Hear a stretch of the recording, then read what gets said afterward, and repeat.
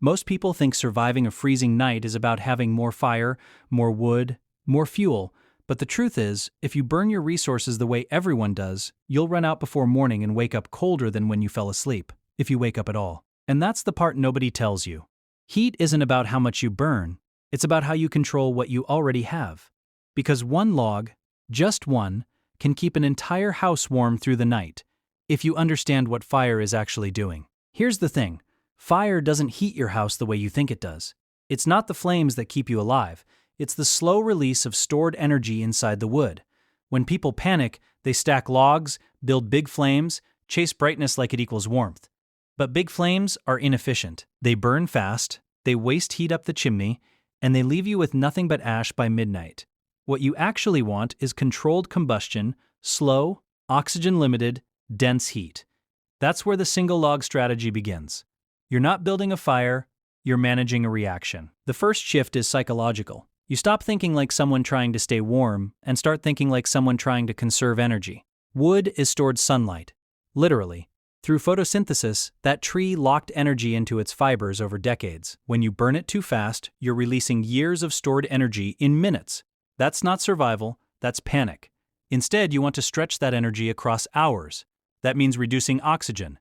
Fire needs three things: heat, fuel, oxygen. You already have fuel.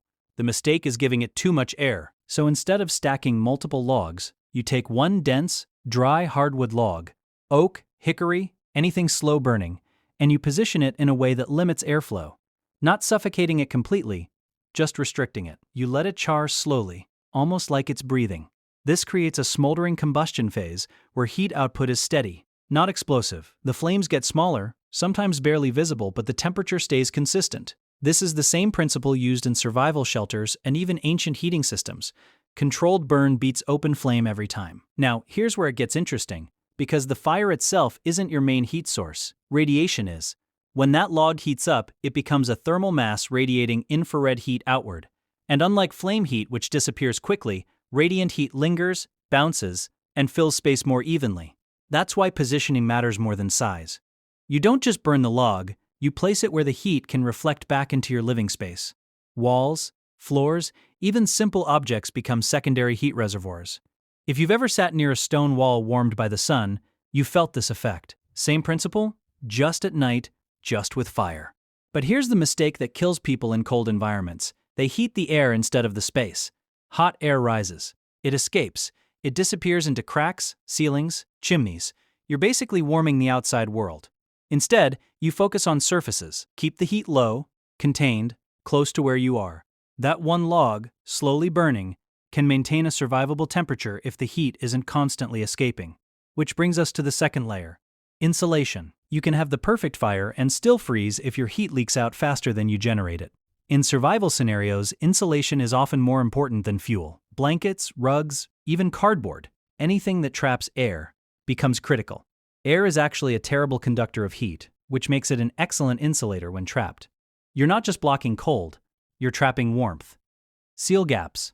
Close off unused rooms. The smaller the area, the easier it is for that single log to make a difference.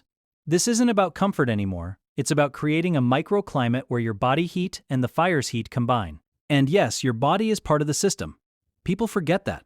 You're generating heat constantly, about 100 watts at rest.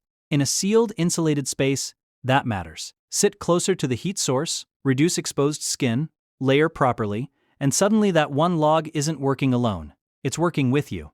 Survival is never about one solution. It's about stacking small advantages until they become enough. Now let's talk about timing, because this is where most people fail without realizing it.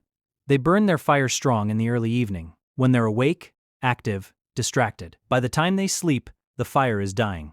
And the coldest hours of the night, right before dawn, hit when they have the least protection. You need to reverse that. Delay your burn. Let the temperature drop slightly in the evening, conserve fuel, and then start your controlled burn right before sleep. That way, the peak heat output aligns with the coldest part of the night. It's not intuitive, but it's critical. There's also a subtle trick with how you prepare the log itself. Splitting wood increases surface area, which increases burn rate. That's great for starting fires, terrible for conserving them.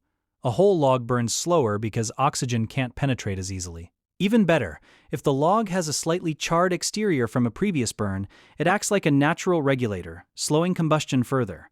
You're essentially turning the log into a long-duration heat battery, and then there's airflow control, not just at the fire, but in the room. Cold air sinks, warm air rises, and if you create even a small draft, you're pulling heat away from yourself.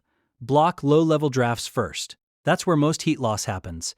Even something as simple as rolled-up cloth at the base of a door can make a noticeable difference over several hours. This section is based on practical field survival experience rather than formal academic sources. By the time you understand all this, you realize the truth is almost uncomfortable.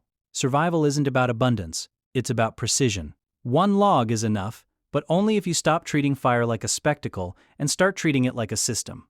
Control the oxygen, manage the burn rate, trap the heat, reduce the space, align the timing, and suddenly that single piece of wood carries you through the night. And if that sounds fragile, like too many variables, that's because it is. Survival always is.